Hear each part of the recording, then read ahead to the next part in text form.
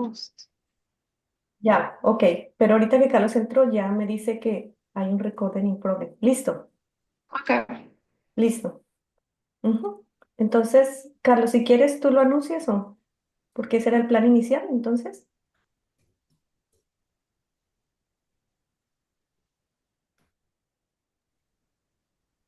Oh, ok. Carlos se fue al silencio. Carlos, no.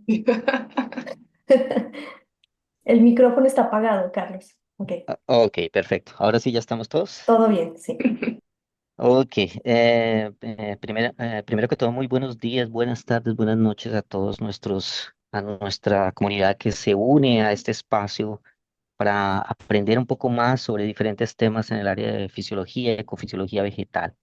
Para hoy tenemos un invitado muy especial, que es el profesor Paulo Eduardo Meneses, Paulo Eduardo de Meneses Silva. Sí, él nos va a ofrecer una interesante investigación que recientemente fue publicada en la revista Plant Physiology sobre los diferentes cambios de temperatura que tienen las plantas en respuesta a los estreses.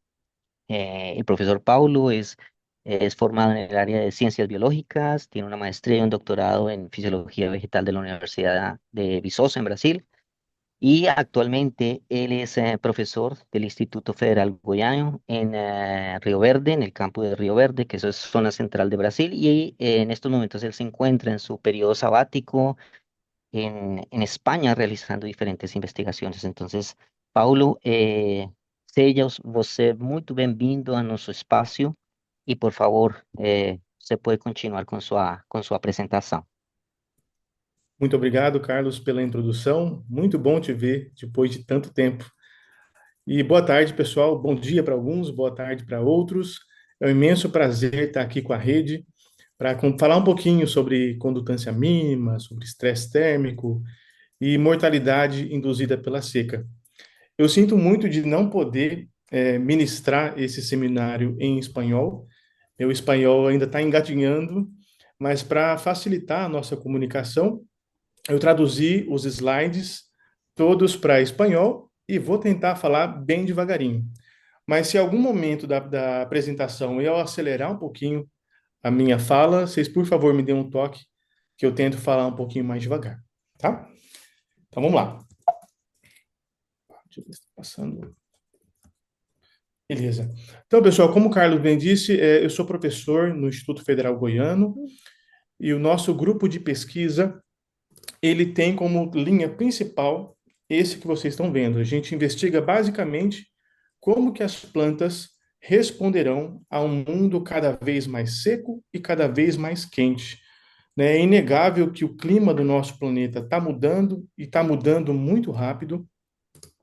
E essas mudanças climáticas, elas estão exercendo, impondo diversos desafios para o crescimento, para o desenvolvimento e para a sobrevivência vegetal.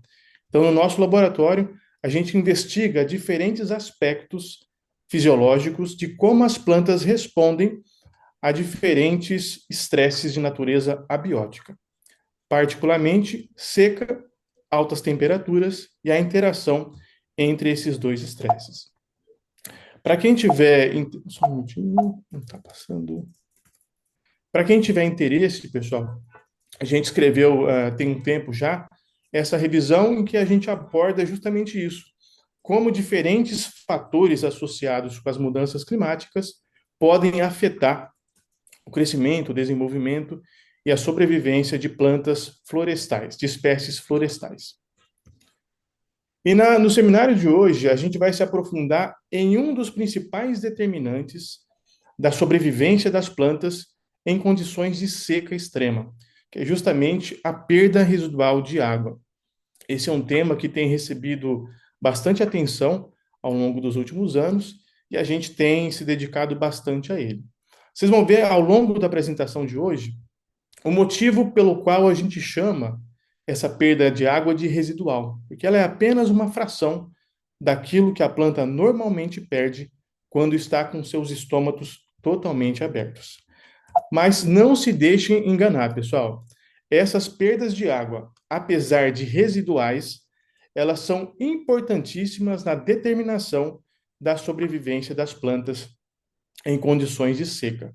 Eu sempre gosto de dizer que são perdas residuais com consequências mortais. Mas para a gente entender melhor qual que é a importância dessa perda residual de água para a sobrevivência das plantas, tanto em condições irrigadas quanto na seca, é muito importante a gente colocar em perspectiva evolutiva a importância do aparecimento de barreiras hidrofóbicas que recobrem os vegetais.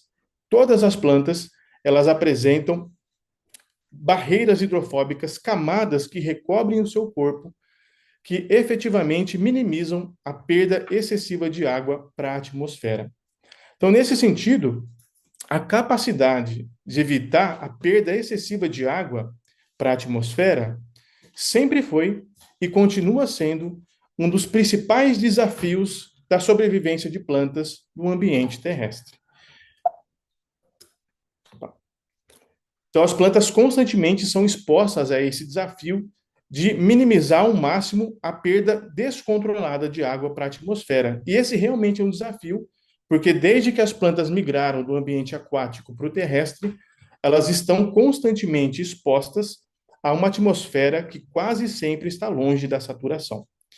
Então, essa pressão seletiva de se manter hidratado, de evitar a perda descontrolada de água, resultou na emergência, no surgimento de barreiras hidrofóbicas, que, como eu disse a vocês, são literalmente camadas que recobrem o corpo dos vegetais e que evitam o vazamento descontrolado de água. As plantas apresentam duas dessas camadas hidrofóbicas. Existem duas principais. A primeira, e a mais conhecida, é a cutícula.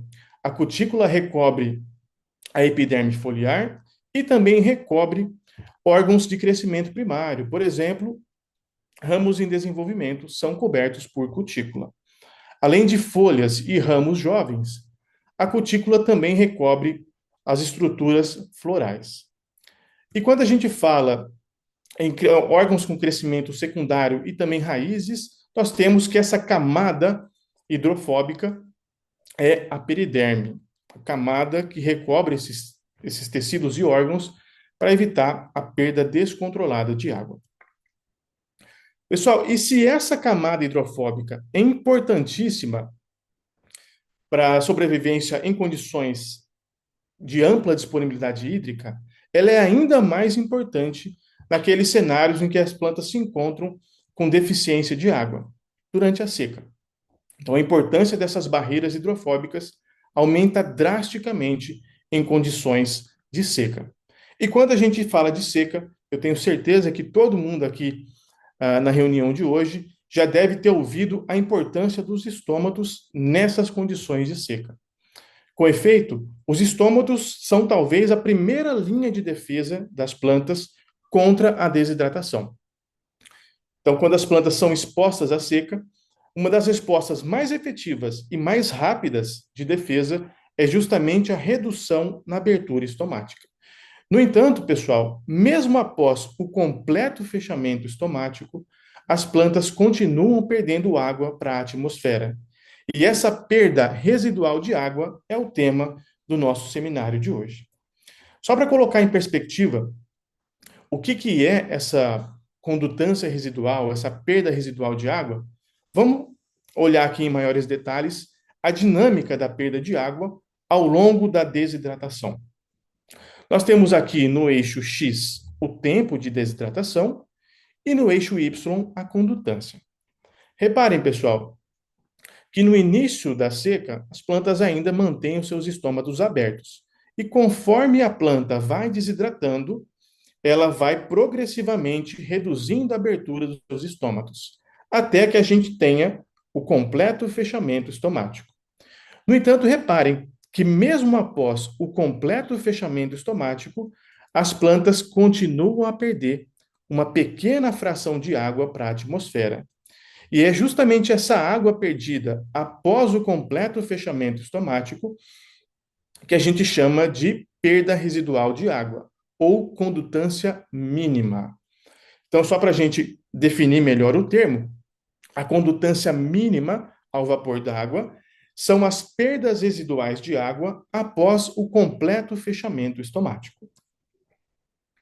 E, como nós vamos ver daqui a pouco, essa condutância residual, a sua importância aumenta drasticamente, especialmente em condições de seca. Joia. Mas aí eu dei um exemplo para vocês aqui da condutância mínima em folhas. Mas será que esses vazamentos residuais são observados apenas em folhas? Não, pessoal. Esses vazamentos residuais de água são observados através de todos os órgãos que são recobertos por aquelas camadas hidrofóbicas que eu falei para vocês, cutícula e periderme. Então, nós temos a perda residual de água foliar, que a gente chama de G-leaf, ou J-leaf. Nós temos a perda residual de água floral, de flower, e nós temos a perda residual de água através da casca, o D-bark. Então, reparem que diferentes órgãos apresentam essa perda residual de água. Então, só para a gente colocar em perspectiva, temos aqui uma árvore adulta, e nessa árvore adulta, que está exposta à seca extrema, por exemplo, após o seu completo fechamento estomático, nós ainda vamos observar perdas de água, perdas residuais de água, através. Um minutinho.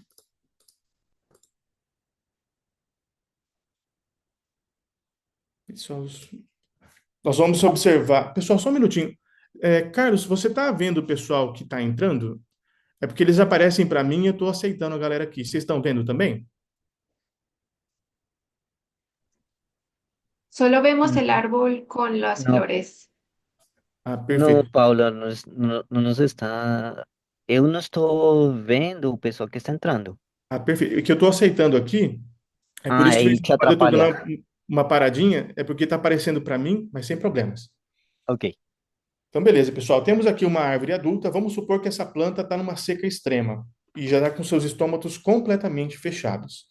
Reparem que nós vamos observar vazamentos residuais de água através das folhas, através das flores e através da periderme. Então, esse somatório, o conjunto de vazamentos residuais através de diferentes órgãos, a gente chama de GEMIM. A gente tem tentado mudar um pouco a nomenclatura desses componentes nos papers mais recentes para a gente chegar num consenso da nomenclatura. Porque tem muitos trabalhos que chamam, por exemplo, a perda de água através das folhas de GEMIM. E aí, do nosso ponto de vista, o GEMIM, na verdade, seria o conjunto dos vazamentos residuais, conjunto esse formado por folhas e caules, e se a planta tiver no desenvolvimento reprodutivo, também em flores. Joia. Pessoal, mas eu disse para vocês agora há pouco que ao longo do curso evolutivo, as plantas desenvolveram essas barreiras hidrofóbicas para isolar elas do ambiente externo, isolar elas da perda descontrolada de água. Mas se a cutícula e a periderme, em teoria, são barreiras tão efetivas na perda de água, por que que a gente ainda observa perda de água mesmo após o completo fechamento estomático? Então, em nível foliar, é possível observar dois pontos principais através dos quais a água pode escapar para a atmosfera. Então, temos aqui um corte transversal de uma folha, representado aqui em laranja nós temos a cutícula, e aqui embaixo nós temos os estômatos. Então, o primeiro ponto de fuga de água para a atmosfera, após o completo fechamento estomático, é justamente através da cutícula. Apesar da cutícula ser uma barreira hidrofóbica impressionante, ainda assim, dentro de sua estrutura, nós observamos espaços que são buracos, eu não sei como falar isso em espanhol, mas são buracos distribuídos de forma aleatória ao longo da estrutura da cutícula. A gente chama de poros hidrofílicos. Reparem que a água pode escapar através desses espaços hidrofílicos. Então, esse é um ponto de vazamento de água. Além disso, os próprios estômatos apresentam uma rota de fuga para a água. É importante destacar que há um tempo se pensava que quando o estômato se fechava, esse fechamento era quase que hermético. Mas algumas teorias mais antigas, elas postulavam que estômatos, mesmo após seu completo fechamento, a água poderia escapar por ali. Então, seria a hipótese dos estômatos permeáveis. E segundo essa hipótese dos estômatos permeáveis, nós podemos pensar da seguinte forma: se os estômatos, mesmo após seu completo fechamento, eles apresentam vazamentos, quanto maior a fração de estômatos alocados na epiderme, maior vai ser o vazamento residual de água, mesmo após o completo fechamento estomático. Para testar essa hipótese, meu aluno Renan, ele caracterizou 31 espécies do cerrado e a gente comprovou essa hipótese. Aqui no eixo X, nós temos a densidade estomática. Quanto maior esse número, maior vai ser a proporção de estômatos em uma determinada área da epiderme. E aqui no eixo Y, nós temos a condutância mínima foliar.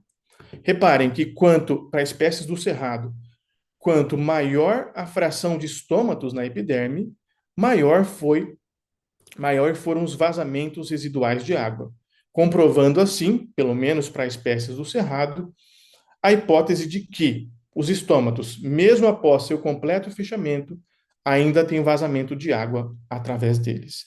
Então, só para resumir, nas folhas existem dois pontos principais, ou duas rotas principais de fuga de água, que é a própria cutícula e também os estômatos, mesmo após seu completo fechamento.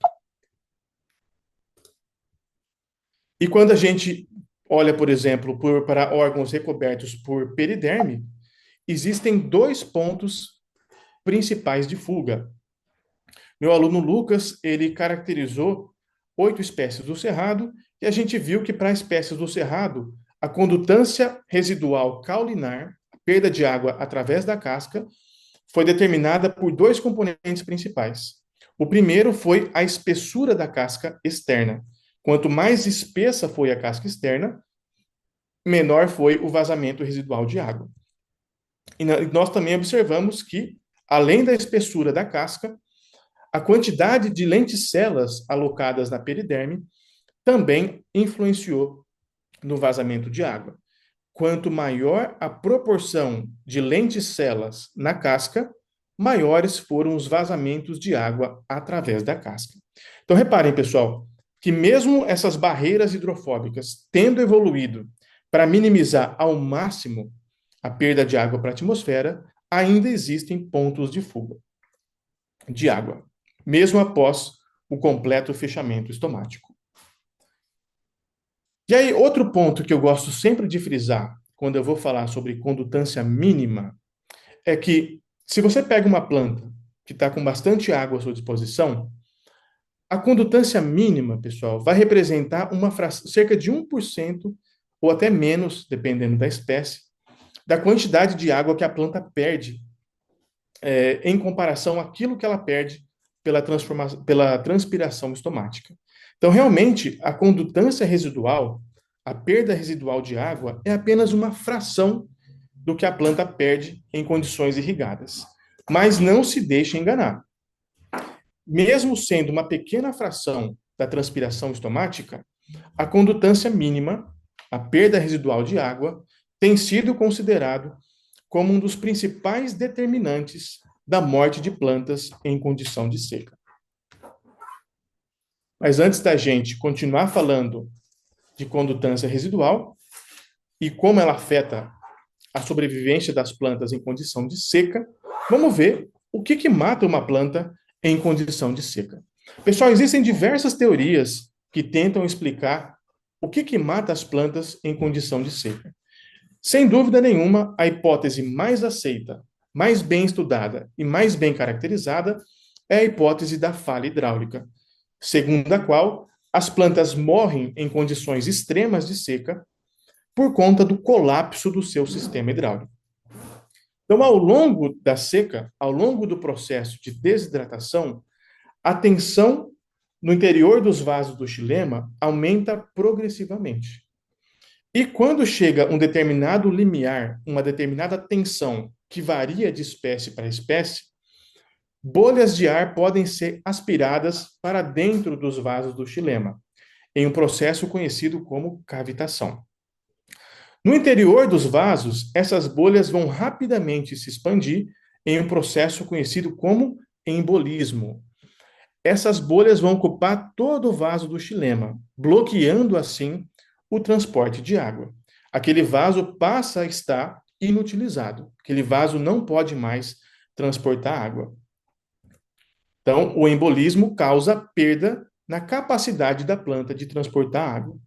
E conforme esses embolismos se propagam ao longo do corpo da planta, nós vamos ter uma queda progressiva na capacidade de transportar água, até chegar a um ponto em que a planta não mais consegue transportar água e que ela morre por falha hidráulica. Mas qual que é a relação do GEMIM, ou da perda residual de água, e da falha hidráulica? Recentemente, pessoal, foi descoberto e tem sido caracterizado para muitas espécies que a cavitação não acontece com estômatos abertos. Boa parte das espécies, já foram muitas caracterizadas até o momento, elas estão com seus estômatos completamente fechados quando atingem potenciais hídricos necessários para induzir a cavitação e o embolismo. Então, reparem, se os estômatos estão completamente fechados antes dos eventos de cavitação, o que vai determinar o quão rápido elas vão caminhar para a falha hidráulica vai ser a outra fonte de perda de água após o completo fechamento estomático, que justamente são as perdas residuais, sejam através das folhas, dos caules ou das flores. Então, frisando mais uma vez, a condutância mínima, os vazamentos residuais, são apenas uma fração da água que a planta perde quando ela está transpirando normalmente.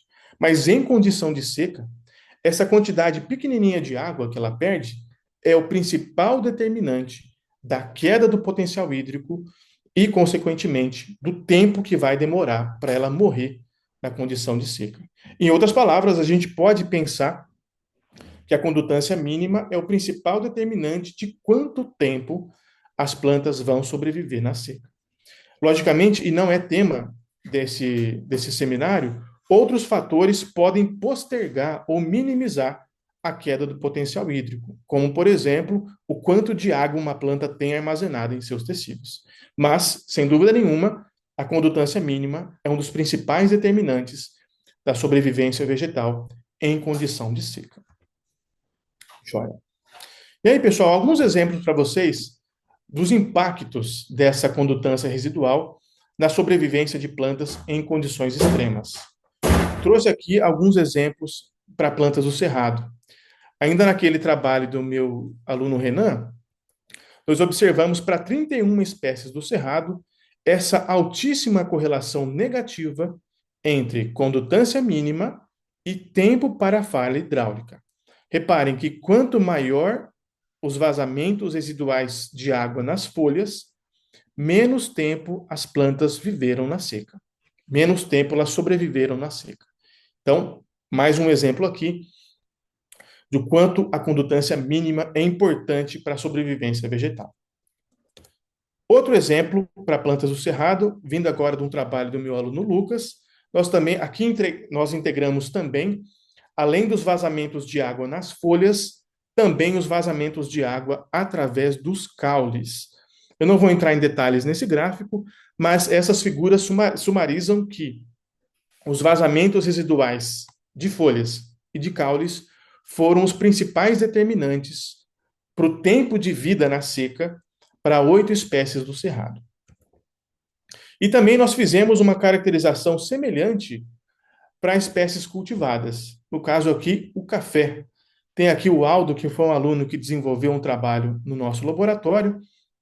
Nós publicamos recentemente esse trabalho, no qual a gente mostrou que, mais uma vez, a condutância mínima foliar entre diferentes genótipos de café cultivados na Amazônia foi um dos principais preditores do tempo de vida na seca dessas plantas.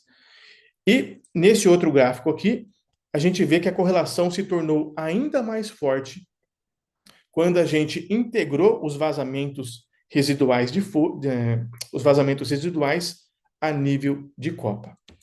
Um resultado que eu acho importante colocar aqui, pessoal, é que nós estudamos alguns cafés plantados na Amazônia brasileira e para esses 11 cafés que a gente estudou, nenhum deles conseguiria se manter produtivo ou até mesmo vivo caso não fosse aplicada irrigação suplementar. Então, esses cafés hoje em dia são produtivos porque eles são irrigados. Mas a pergunta é: até quando a gente vai ter água para irrigar esses cafés? Então, essa é uma notícia amarga para quem é apaixonado por café, como eu. Então, nesse caso aqui também, a condutância mínima foliar foi um dos principais determinantes da variação de sobrevivência de diferentes cafés expostos à seca. Joia. Então, pessoal, nós já vimos um breve resumo do que é a condutância, qual que é a importância da condutância mínima para a sobrevivência na seca. Mas trago outra pergunta. O que acontece com esses vazamentos residuais de água em condições de alta temperatura? Eu julgo essa pergunta importante porque os eventos de seca quase sempre e cada vez mais têm ocorrido em associação de forma conjunta com altas temperaturas. Então, será que esses vazamentos de água, eles são alterados por altas temperaturas? Então, em outras palavras, será que existe uma variação da condutância mínima foliar com aumento de temperatura? Pessoal, diversas espécies já foram caracterizadas em relação a isso, e os resultados mostram que entre 10 e 35 graus, poucas alterações são observadas na condutância mínima foliar. Aqui eu trouxe dois exemplos. Nós temos no eixo X temperatura e no eixo Y a condutância mínima. Reparem que entre 10 e 35 graus, nós temos pequenas alterações para essa espécie e ainda menores para essa aqui. No entanto, a partir de um determinado ponto, ou a partir de determinada temperatura, reparem que a condutância mínima ela aumenta de forma exponencial. Então, a temperatura que causa esse aumento súbito, abrupto, exponencial da condutância mínima é conhecido como temperatura de transição de fase, porque é a temperatura que induz, que promove uma mudança de fase nos componentes estruturais da cutícula.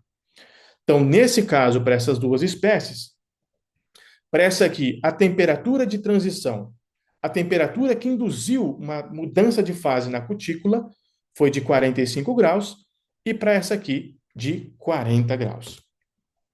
E qual que é a explicação física para essa mudança de fase, para esse aumento súbito dos vazamentos de água com o aumento de temperatura?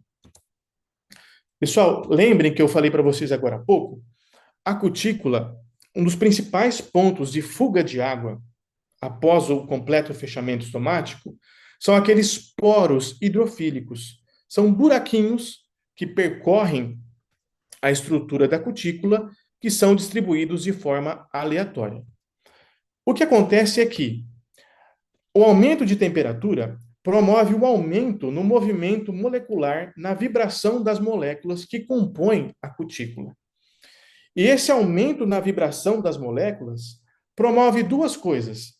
Promove o surgimento de novos poros hidrofílicos e também o aumento no tamanho daqueles poros que já existiam. Então, reparem que o aumento no número e no tamanho desses poros, como consequência, vai resultar no aumento da permeabilidade da cutícula, ou seja, no quanto de água que é capaz de atravessar a cutícula. E com isso a gente observa um aumento nos vazamentos residuais. Aqui eu trouxe dois exemplos de espécies do cerrado. Três exemplos, na verdade. Reparem que para essas duas primeiras espécies, entre 25 e 35 graus, quase nenhuma alteração da condutância mínima. Mas, a partir de 38 graus, aqui no caso delas, um aumento súbito da condutância mínima. Já para essa terceira espécie, reparem que entre 25 e 50 graus não houve nenhuma variação da condutância mínima. O que sugere, o que indica que essa espécie, essa terceira espécie, ela possui uma cutícula com alta estabilidade térmica. Uma cutícula que é capaz de resistir a esse movimento molecular.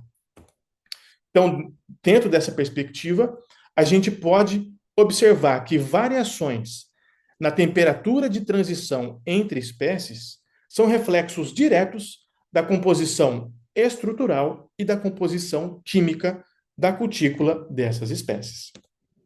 Então, resumindo, pessoal, que a gente vai precisar dessa informação daqui a pouco, temperaturas superiores a um determinado patamar podem promover alterações estruturais, alterações físicas na estrutura da cutícula, que vão criar defeitos, vão promover o aumento no número e no tamanho daqueles espaços hidrofílicos, ao longo do qual a água pode passar. E, consequentemente, vamos ter um aumento da condutância mínima. E também que diferença de temperatura de transição entre espécies, elas refletem diferenças estruturais e químicas da cutícula dessas espécies. E como eu disse para vocês que os vazamentos de água, os vazamentos residuais de água, são importantíssimos na determinação do tempo de sobrevivência na seca, obviamente que em altas temperaturas, se a planta perder mais água, ela tende a morrer mais cedo. E aí, pessoal, mostrei para vocês resultados de folhas. Mas lembra que eu falei no começo da apresentação que as flores também são recobertas por cutículas. E aí, no nosso laboratório, a gente fez essa pergunta. Se as flores são cobertas por cutícula, será que as flores também são susceptíveis a essa temperatura de transição? E foi essa a pergunta que minha aluna Marina, ela se debruçou. A Marina conduziu diversos experimentos com flores e nós recentemente publicamos esse trabalho em que a gente comprova que sim. Da mesma forma que as folhas, a cutícula que recobre as flores de plantas do cerrado também são susceptíveis a alterações estruturais em altas temperaturas. Em outras palavras, elas também apresentam temperatura de transição. Vou mostrar aqui rapidamente, pessoal. A Marina estudou 8 espécies e ela comparou a temperatura de transição entre folhas, representadas aqui em verde, e flores, representado em rosa. Cada quadro desse é uma espécie. No eixo X, nós temos a temperatura, e no eixo Y, nós temos a condutância mínima. Então, reparem, pessoal, resumindo esses 8 gráficos aqui, nesse aqui, nós podemos observar que, para a grande maioria das espécies que a gente avaliou, a temperatura de transição das folhas foi muito maior do que a temperatura de transição para as flores, pegando como exemplo essa espécie. Enquanto para as folhas a temperatura de transição foi 40 graus, para a flor foi de apenas 30 graus. Então, a gente observou nesse trabalho que, de modo geral, a cutícula das flores foram muito mais vulneráveis à alta temperatura do que a cutícula de folhas. E que eu achei muito alarmante nesse trabalho é que, para algumas espécies, as flores sofrem esse rearranjo da cutícula em temperaturas de cerca de 30 graus. Joia. Então, mostrei para vocês que altas temperaturas podem induzir alterações estruturais, físicas da cutícula, tanto de folhas quanto de flores. Mas uma pergunta que a gente fez recentemente foi a seguinte: embora sejam extremamente perigosos, nem sempre ondas de calor matam as plantas. Embora as ondas de calor possam causar danos na estrutura das cutículas, o que acontece após a onda de calor? Lembrando que a onda de calor, por definição, ela é um aumento anormal de temperatura em um curto espaço de tempo, 5, 10 dias. Tende a passar. Então, o que acontece com os vazamentos residuais de água após o estresse térmico? Será que as plantas que cruzaram a sua temperatura de transição, que sofreram aqueles danos na sua cutícula, depois que passa a onda de calor, será que a condutância mínima dessas plantas volta a ser ou volta aos valores que era antes da onda de calor? Ou, alternativamente, será que esses danos causados na cutícula, eles são irreversíveis? E mesmo quando a temperatura baixa, a planta continua vazando mais água do que vazava antes da onda de calor? Caso exista o que a gente chamou... Pessoal, pedindo para entrar. E, pessoal, só voltando aqui, nós chamamos esse efeito de thermal leak legacy, que seria um legado de vazamentos residuais. Ou seja, uma planta que cruzou a sua temperatura de transição, que sofreu aqueles danos da cutícula, depois que volta a 25 graus, por exemplo, ela, se esse legado existir, ela continuaria vazando mais água do que ela vazava anteriormente, porque a cutícula foi degradada ou foi danificada de forma irreversível. Então, caso esse legado exista, pessoal, perguntas que a gente se fez. Com quanto tempo ele é induzido? Ou seja, ondas de calor de quanto tempo podem induzir esse fenômeno? Será que uma onda de calor de 1 hora já é suficiente para induzir esse fenômeno? Será que esses danos causados na cutícula, eles são proporcionais à temperatura que induziu o dano? Ou seja, será que uma onda de calor de 40 graus tem o mesmo dano de que uma onda de calor de 50 graus? E a última pergunta. Se esse dano persistir, será que a planta consegue reparar esse dano? Se ela conseguir reparar esse dano, quanto tempo demora para reparar esse dano?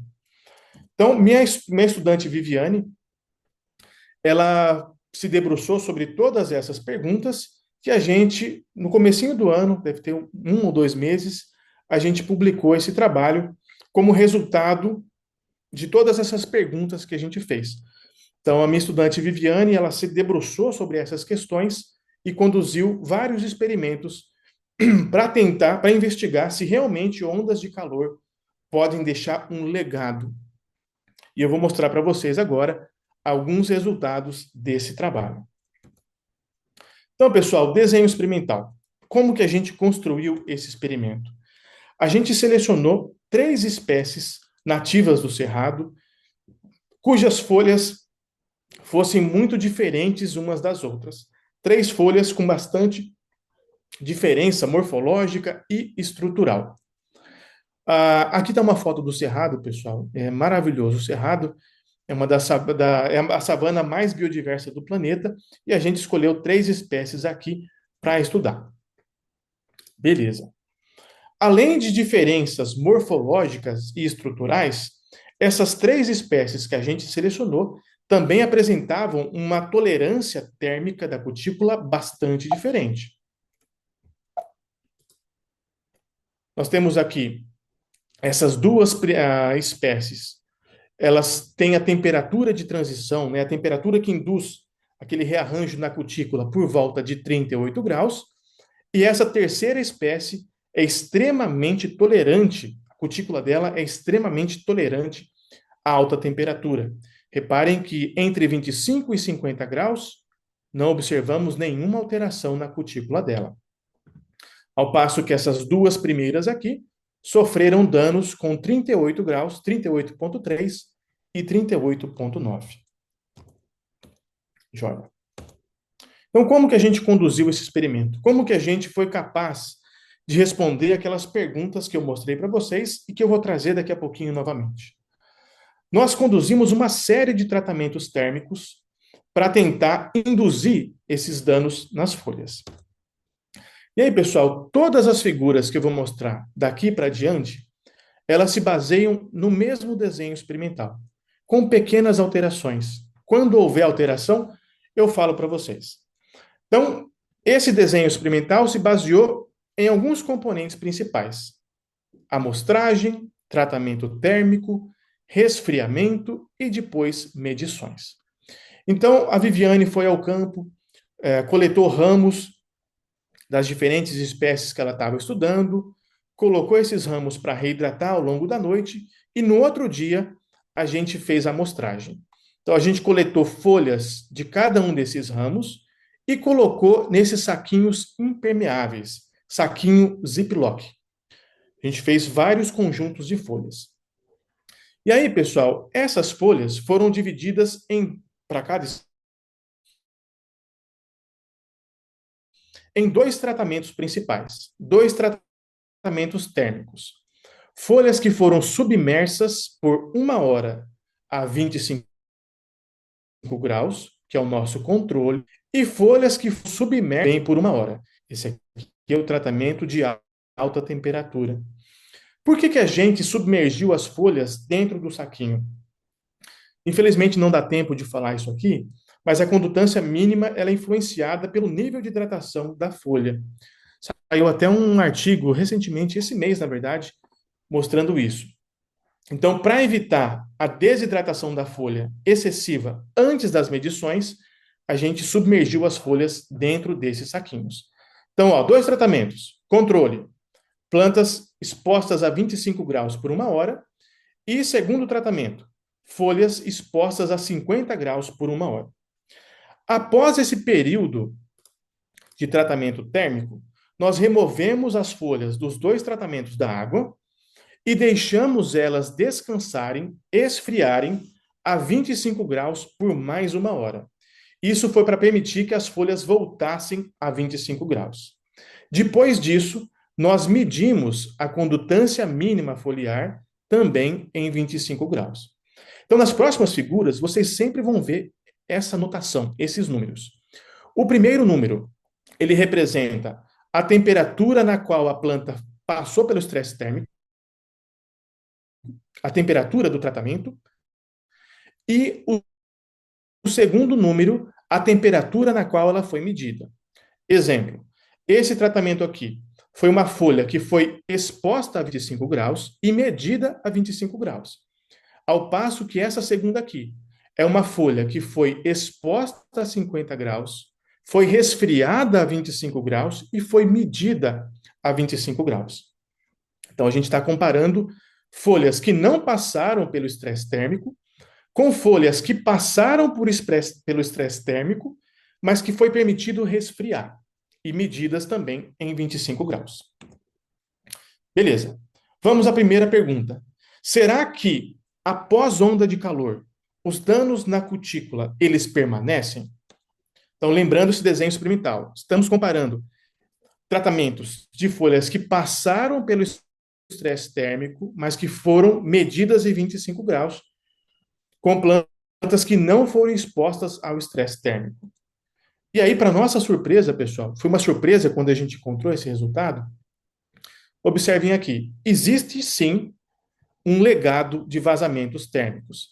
Reparem que os dois tratamentos medidos em 25 graus, as folhas que passaram pelo estresse térmico, aqui em X está a temperatura, em Y a condutância mínima, aqui barras vermelhas, folhas que passaram pelo estresse térmico, apresentaram condutância mínima em 25 graus, superior, muito superior, do que folhas que não passaram pelo estresse térmico.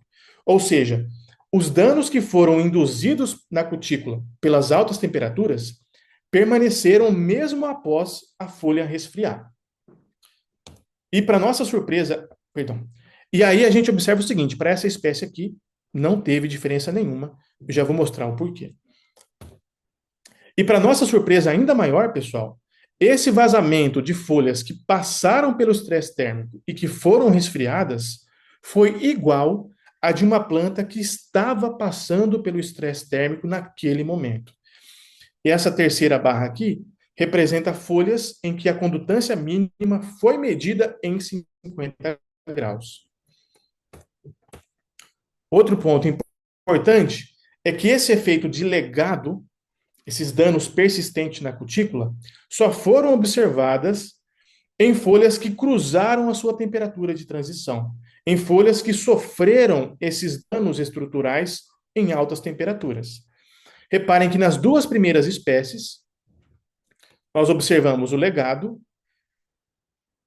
porque elas cruzaram a sua temperatura de transição, e nessa terceira espécie, nós não observamos diferença nenhuma. Então, esse resultado mostra para a gente que esse legado ele aconteceu efetivamente por conta de danos estruturais causados na cutícula. E aí, pessoal, eu reforço aqui a importância desse resultado. Imagina só, está uma planta no campo, passou por uma onda de calor, e aí depois passou por 45 graus, por exemplo, por uma hora. A cutícula sofreu danos. Mesmo quando a temperatura voltou para 25 graus, as folhas dessa planta continuam perdendo água da mesma forma como se ainda fosse 50 graus. Deduzindo, então, mostrando que existe sim um efeito de legado residual da perda de água. Então, uma vez que a gente observou que existe esse legado, a gente se perguntou: quanto tempo é necessário para induzir esse dano?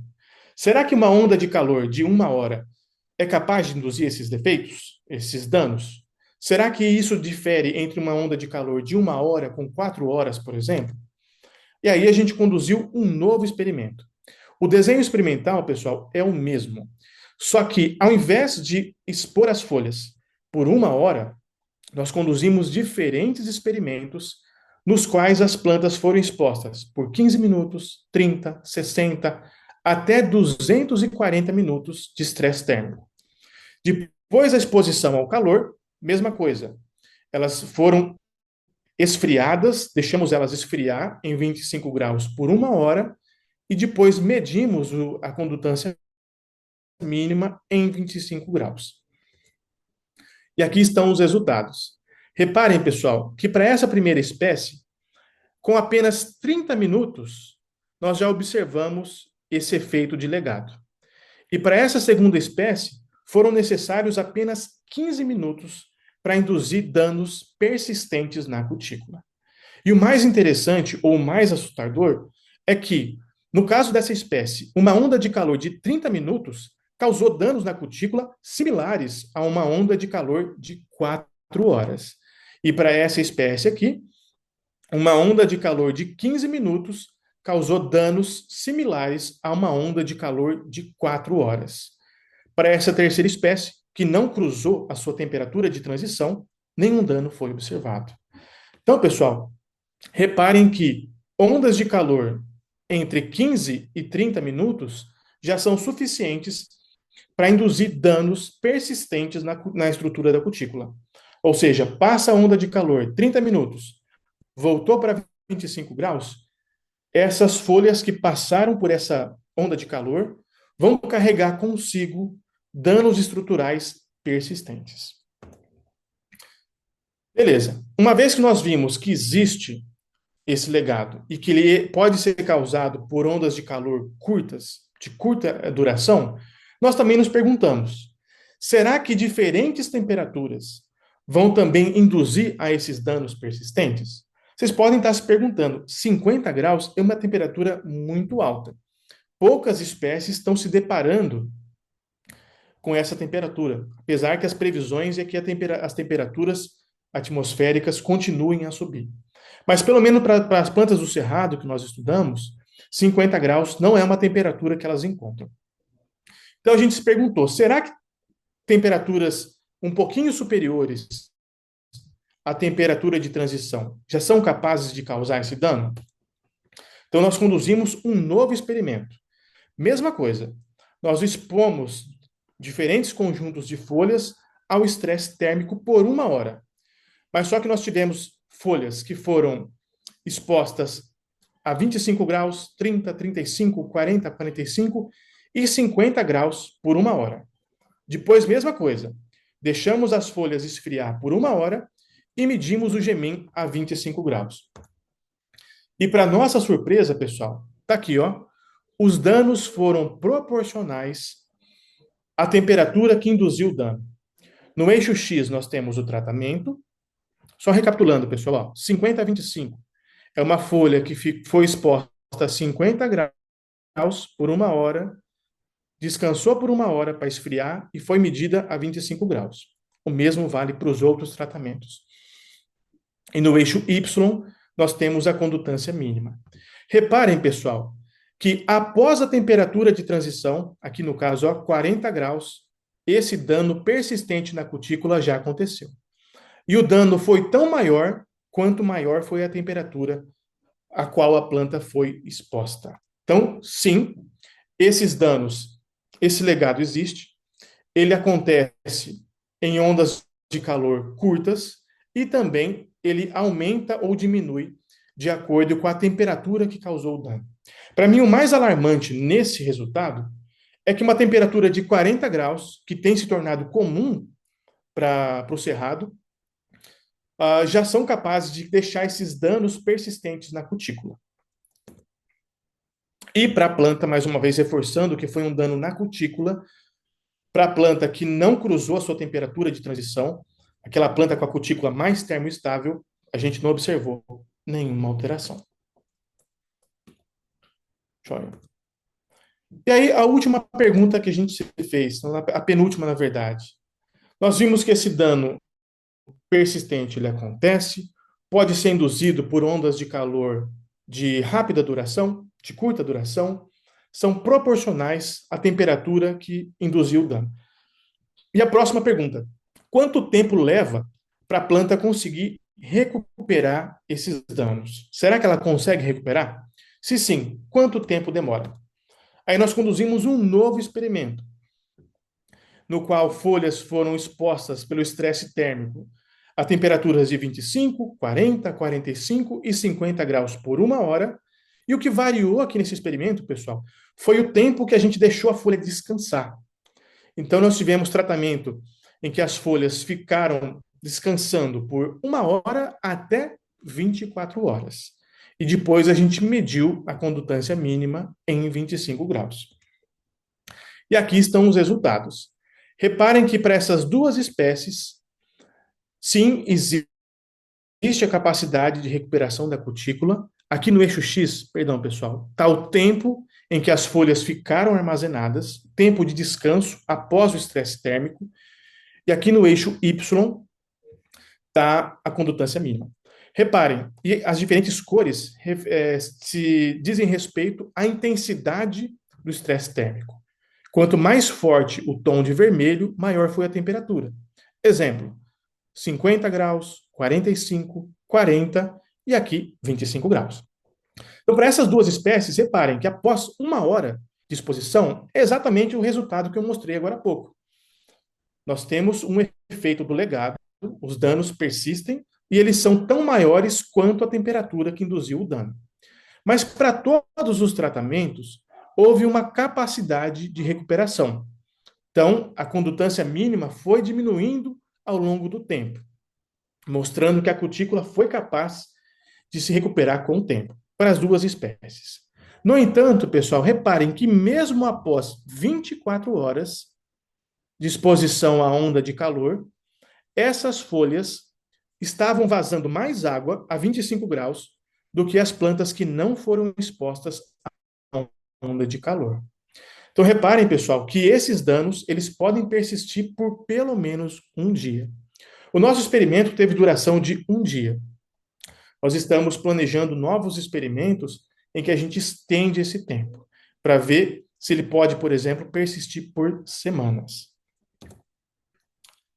E para finalizar, pessoal, a gente quis entender o quanto que esse efeito de legado, de vazamento residual, podia afetar o tempo de sobrevivência das plantas na seca.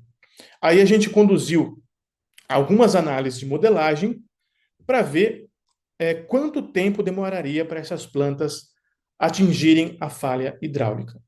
Aqui em azul, nós temos uma planta na seca, cortamos a irrigação dessa planta, quantos dias ia demorar para ela atingir 100% da falha hidráulica, para ela não conseguir mais transportar água. E aí simulamos também uma planta que foi exposta à seca, mas estava na onda de calor, mas não tinha esse efeito de legado, a cutícula não sofreu nenhum dano. Reparem que a planta cruzou a temperatura de transição, perdeu mais água, mas depois da onda de calor, a cutícula se recuperou totalmente. Então ela morreu um pouquinho antes do que essa planta sem onda de calor. Aqui em laranja nós temos uma planta que passou por essa onda de calor na seca, a cutícula sofreu dano, mas depois de 24 horas a cutícula se recuperou. Ela morreu antes do que essa que não tinha o legado. E, por último, nós temos uma planta que passou pela onda de calor, a cutícula sofreu dano e a cutícula permaneceu danificada até a planta morrer. Vocês podem ver que ela teve o menor tempo de sobrevivência. Então, resumindo, pessoal, nós podemos ver que ondas de calor podem sim deixar um legado, eu chamo de legado, que são danos estruturais da cutícula que são persistentes. No nosso trabalho, a gente observou que pelo menos um dia após a onda de calor, esses danos permanecem. E que basta uma onda de calor de um dia, com esse legado de um dia, para você reduzir de forma drástica o tempo de sobrevivência de uma planta. Então, para concluir, eu gostaria de deixar a mensagem para vocês de que a condutância mínima de folhas, caules e flores, ela é extremamente dinâmica, no sentido de que ela pode ser afetada, por exemplo, por altas temperaturas. E que mesmo após uma onda de calor, esses danos na cutícula, eles podem persistir e o aumento no vazamento de água vai reduzir drasticamente quanto tempo uma planta vai sobreviver em condição de seca. Então, deixo aqui o agradecimento ao meu grupo de pesquisa, a galera do laboratório, que trabalhou muito. Todos esses trabalhos que eu mostrei para vocês foi fruto de bastante trabalho. Eu tenho um orgulho imenso do nosso grupo de pesquisa, a dedicação dos alunos, dos pesquisadores que ali estão. Então, deixo aqui meu agradecimento para o grupo de pesquisa. Aqui vocês podem ver os trabalhos. Está aqui a Viviane. Esse trabalho também ajudou muito nesse trabalho. Nós temos aqui a Marina, que é a garota das flores, ela que conduziu o trabalho das flores. Aqui de novo a Marina, a Letícia, toda a galera do laboratório. Agradecer também aos colaboradores, aos parceiros, que ajudaram muito em todas essas publicações, nesses trabalhos. A professora Fernanda Farnese, que coordena comigo o laboratório, professor Torres, aqui da Espanha, o Hervé Cochat, da França, Augusto Franco, que é do Brasil, o Bill Raymond, que é dos Estados Unidos, e o Martin Slot, que é do Panamá. O Martin, inclusive, ajudou demais nesse trabalho que eu mostrei para vocês do legado térmico dos vazamentos residuais. Deixo também o agradecimento ao meu instituto, que deu o apoio estrutural para todos esses experimentos, ao CNPq e à FAPEG, que são as agências de fomento que financiaram esses projetos. E aí, pessoal, para finalizar, deixo aqui meu convite para vocês vir visitar nosso laboratório e também vir trabalhar conosco. Em breve, a gente vai abrir uma bolsa de pós-doutorado para trabalhar com segmentação hidráulica em plantas no cerrado. Essa bolsa já está aprovada e em breve a gente vai abrir o edital de seleção dos alunos que se interessem em fazer parte desse projeto. Então, se você tem interesse em trabalhar com plantas do cerrado, com hidráulica vegetal e com vazamentos residuais, mande, por favor, um e-mail para mim, que a gente vai mandar informações sobre o edital. Eu também vou pedir a gentileza para o pessoal da rede, que assim que a gente puder implementar a bolsa, para compartilhar com todo mundo da rede o lugar para você poder se inscrever a essa bolsa. Vai ser um prazer poder trabalhar com vocês. E é isso, pessoal. Muito obrigado pela atenção. Paulo, muito obrigado pela excelente palestra. Acho um seminário muito aprofundado em temas de segmentação e em temas de hidráulica de plantas. Muito conhecimento, conhecimento novo para nós. Então, muito obrigado. Obrigado. Para el resto de personas que nos asisten, muchas gracias por asistir a esta importante conferencia, investigación que tenemos. Y obviamente tenemos un espacio para preguntas. Entonces, por favor, yo aquí quien tenga preguntas en el público, por favor, puede levantar la mano, pedir la palabra y hacerla. Yo puedo hacer la traducción. O aquí en el chat, nosotros tenemos dos preguntas. Ambas están en portugués, entonces yo puedo transmitirlas. Veo que la mayoría del público es eh, eh, ha- eh, entiende, habla portugués, también tenemos unos hispanos hablantes también acá. Entonces a Paulo transmitirle la primera pregunta. Bueno, esta pregunta es de Camila Ríos. Camila también es profesora allá en el instituto, eh, y ella gostaria de saber um pouco mais sobre como você fez as avaliações de conductância mínima. Eu desenvolvi um experimento semelhante, mas nosso objetivo foi comparar a resposta de uma espécie nativa do cerrado e outra espécie invasora quando semelhante quando expostas a aumentos em temperatura. Nossa metodologia se baseava em medições de FVFM.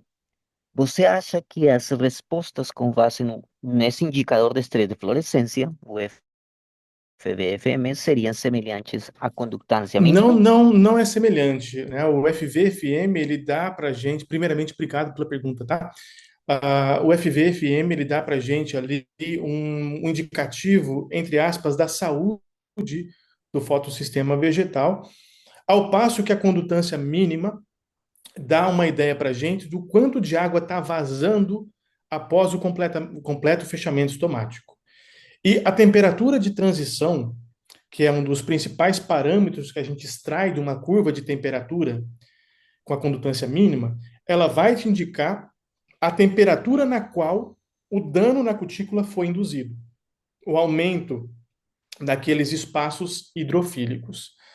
Então, apesar de eu não ter visto até o momento trabalhos comparando, por exemplo, o T50 ou a temperatura na qual você tem uma queda do FVFM em 50% com o TP, que é a temperatura de transição, eu não acredito que esses parâmetros estejam relacionados, porque no FVFM você vai ter os danos do aparato fotossintético, fotoquímico, ao passo que o TP, a temperatura de transição, vai te dar ali um indicativo do, do, da estabilidade térmica da cutícula.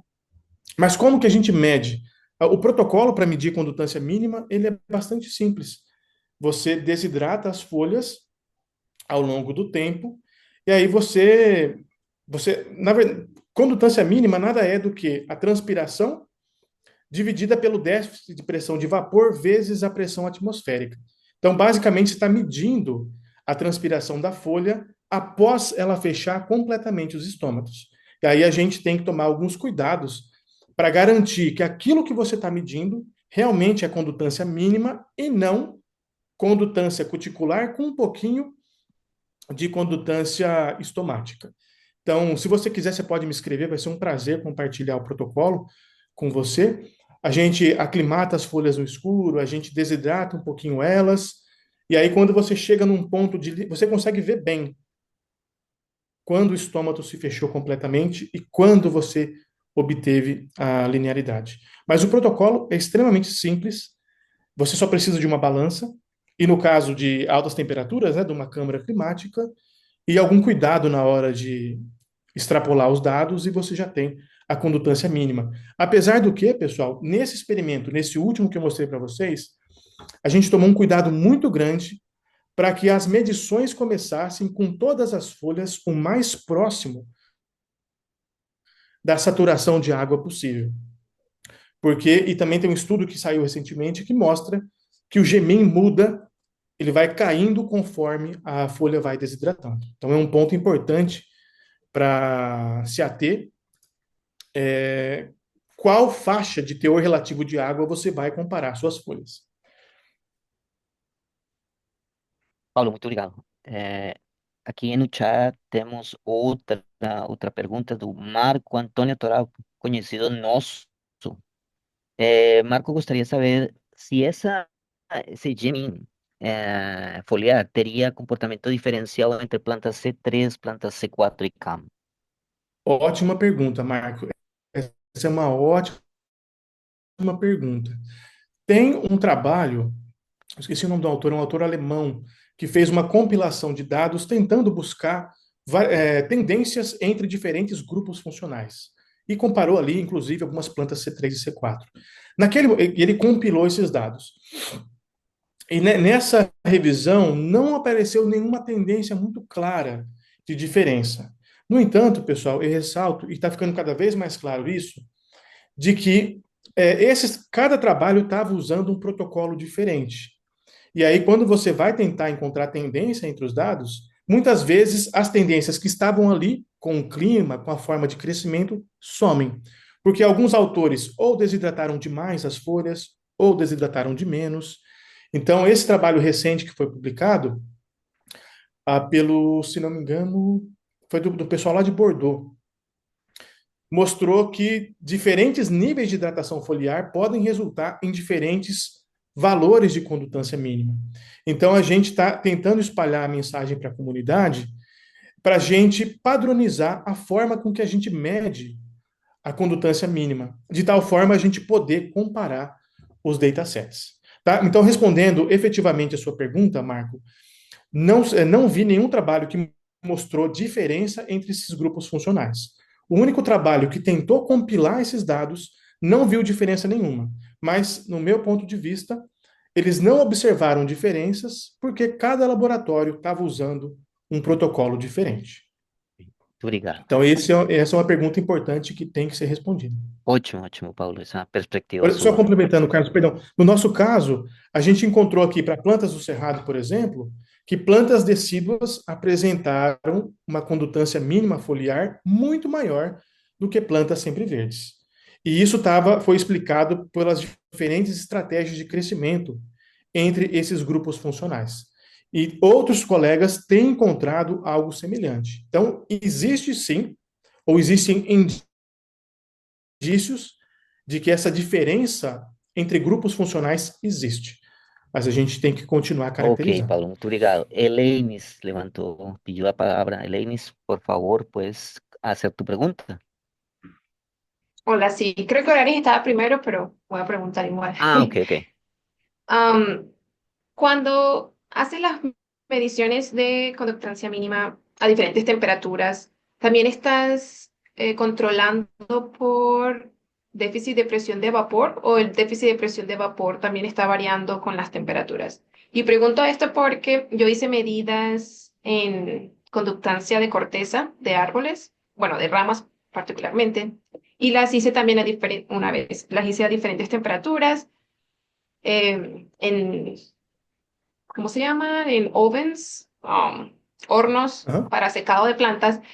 Y una cosa que yo no hice en ese momento, pero que también fue como parte de la discusión con los revisores, es que también estuvo variando el BPD con esas diferentes temperaturas. Entonces, al final yo no pude como adscribir las diferencias completamente a la temperatura.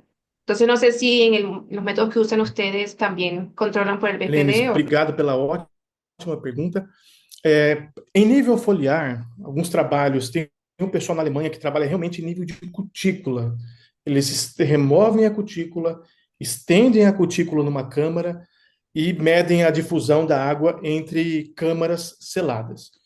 Nesses trabalhos, eles observaram que a umidade não teve a umidade, consequentemente o VPD, não teve um efeito tão grande na condutância mínima até determinada faixa. No entanto, eu me deparei com exatamente o mesmo resultado que você disse. Ou seja, só respondendo efetivamente, para a folha, aparentemente o DPV não tem muito efeito na transpiração cuticular.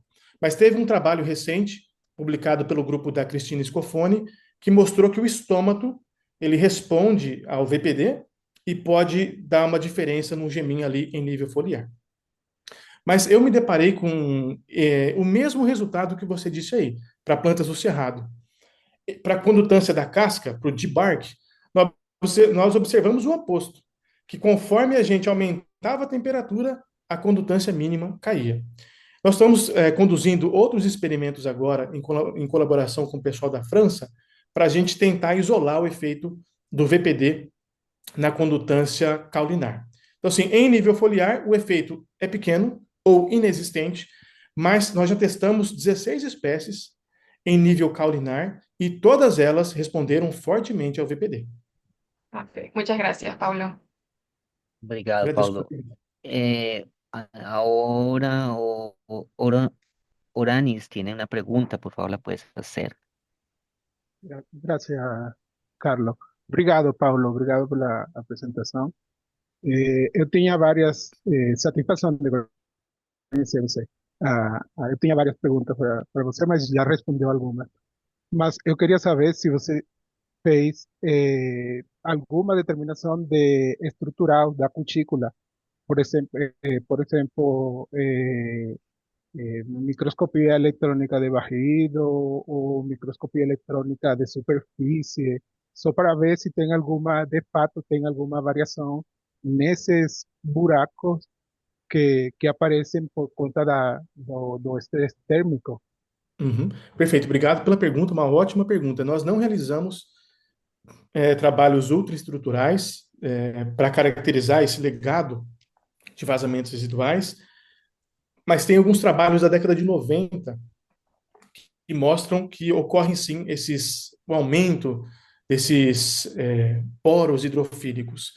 Mas tem uma aluna do laboratório que eu acho que ela inclusive está aqui, é a Camila, que ela está fazendo a caracterização química da cutícula de diferentes espécies de café, para a gente ver como que diferentes composições químicas da cutícula podem afetar nessa temperatura de transição.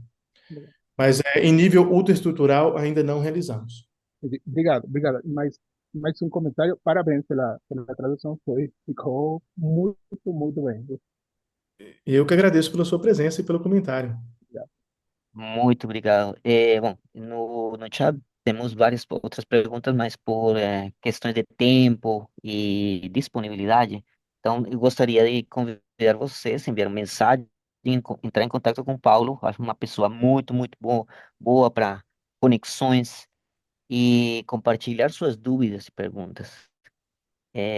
Muchas gracias por la asistencia a nuestro seminario. Como siempre, vamos a divulgar nuestro video a través de nuestras redes sociales, el canal de YouTube y cualquier contacto, por favor, respecto a este tema. Paulo tiene disponible su email, sus redes sociales para futuros contactos, preguntas, dudas, proyectos. Entonces, por favor, y como él bien lo dijo, claro que sí, estamos abiertos a que cualquier información respecto a becas de doctorado, maestría, postdoctorado sean divulgadas a través de nuestra red y, lógicamente nuestro objetivo es una conexión a nivel de todos nuestros países, a nuestros países que conforman la Latinoamérica. Entonces, en nombre de la red y nuestra comunidad, Paulo, muchas gracias por compartir estos estudios tan importantes y bueno, cualquier duda, cualquier cosa, estamos siempre en contacto y a su disposición, Pablo. Muchas gracias. Perfeito, Carlos. Eu que agradeço. Foi um imenso prazer passar essa hora aqui com vocês. Mais uma vez, parabéns por essa iniciativa de conectar essa rede de ecofisiologistas e foi um imenso prazer. E reforço novamente aqui, né, para quem tiver interesse em se juntar ao nosso grupo de trabalho, por favor, mandar mensagem para essa bolsa de pós-doutorado e também aos colegas que queiram participar de colaborações para a gente caracterizar para um grupo cada vez maior de plantas a condutância mínima, seja em folhas, flores e caules. Nosso laboratório está super aberto a colaborações. Mais uma vez, Muito muito obrigado. obrigado. Feliz tarde, feliz noche para todos, Pablo, una feliz noche. Muchas gracias. Até mais, pessoal. Muchas gracias, Paulo. Gracias.